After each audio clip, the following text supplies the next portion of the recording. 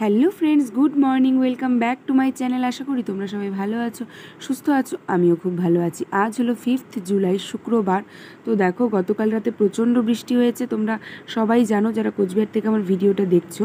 তো আমাদের বাড়ি পর্যন্ত জল উঠে এসছে।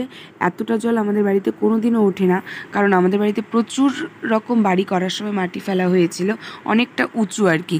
বাবা বলতো আমাদের বাড়িতে যদি জল ওঠে কোনো দিন, তাহলে মানে আমাদের বাড়ির যে আশেপাশে সব বাড়ি ডুবে যাবে, মানে এতটাই উঁচু আর কি আমাদের বাড়ি। তার সত্ত্বেও বাড়িতে জল উঠেছে, কিন্তু উঠোনে ওঠেনি।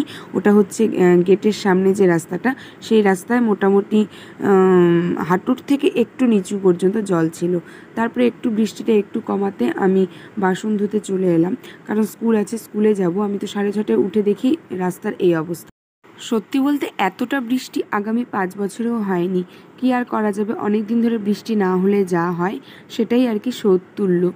তো এরপরে দেখো আমি দাঁত ব্রাশ করে নিচ্ছি। দাঁত ব্রাশ করে আমি ঘরে চলে আসব, কারণ আমার এদিকে টাইমও হয়ে গিয়েছে, মোটামুটি 6:45টার মতো বাজে। এদিকে আমি ছাতু নিয়ে নিচ্ছি।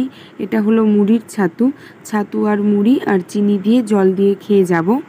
বন্ধুরা, বাড়ির তো অবস্থা তোমরা দেখলেই ভিডিওতে, এরকম জল কোনো দিন হয়নি। তো এখন আমি রেডি হয়ে নিয়েছি, আর এখানে তোমরা দেখলেই মুড়ি আর ছাতু আর চিনি।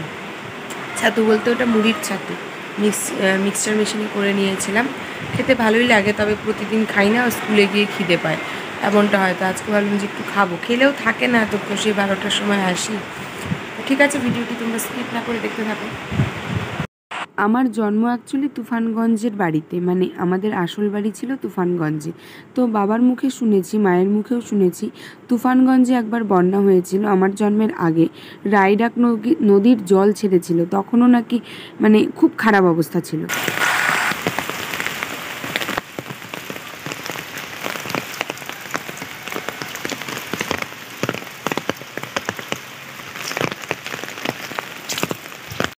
এদিকে দেখো আমি বেরিয়ে পড়েছি স্কুলের জন্য। আমাদের দুপাশের মাঠের অবস্থা তো তোমরা দেখলেই। আর এটা কিন্তু মাঠ নয়, এটা হচ্ছে যাওয়ার রাস্তা। তো এটা হচ্ছে আমাদের বাড়ির সামনেরই রাস্তা। মানে একদম মানে খুব খারাপ অবস্থা ছিল।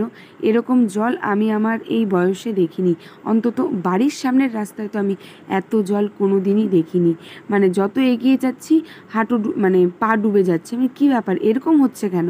মানে আমি জাস্ট হয়ে গেলাম যে এত বৃষ্টি হয়েছে। আর এদিকে দেখো নদীর অবস্থা, এদিকে বাড়িঘরগুলো তো ডুবেই যাচ্ছিল, আর এপাশেও একদম মানে একটা বাড়িতে দেখলাম রান্নাঘরের উপরে মানে জল চলে এসছে, এতটাই বাজে অবস্থা।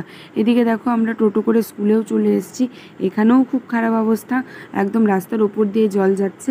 এই দেখো মাঠের অবস্থা কি হয়েছে, মাঠ দেখো কত জল। দেখে এমনি ভালো লাগছিল, কিন্তু খারাপও লাগছিল। বৃষ্টি তো এমনি ভালো, কিন্তু মানে যাদের থাকার মতো একটু জায়গা নেই তাদের সত্যি খুব কষ্টকর। মানে দোতলায় উঠে বা একটা ভালো ঘরে উঠে বৃষ্টি উপভোগ করা ঠিক আছে, কিন্তু মানে যাদের মাথায় চাল নেই তাদের কিন্তু থাকাটা, মানে বৃষ্টির মধ্যে থাকাটা, তাদের কিন্তু বৃষ্টিতে দিন কাটানোটা খুবই কষ্টকর সত্যি বলতে।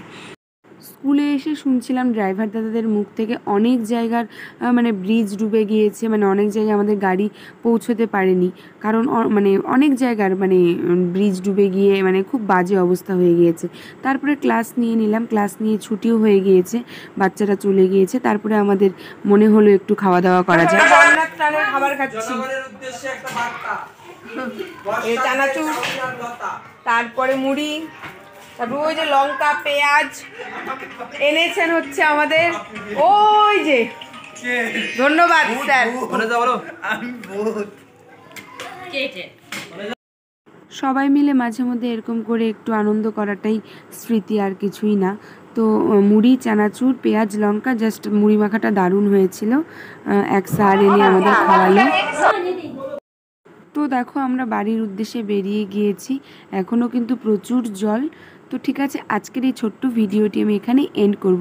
তোমাদের যদি আমার ভিডিওটির কিছুটাও ভালো লেগে থাকে তো অবশ্যই লাইক, কমেন্ট এবং শেয়ার করে দিও, এবং সাবস্ক্রাইব করতে কিন্তু ভুলবে না। আবারও পরবর্তীতে নতুন ভিডিও নিয়ে দেখা হবে। তো চলো, আজকের মতো টাটা।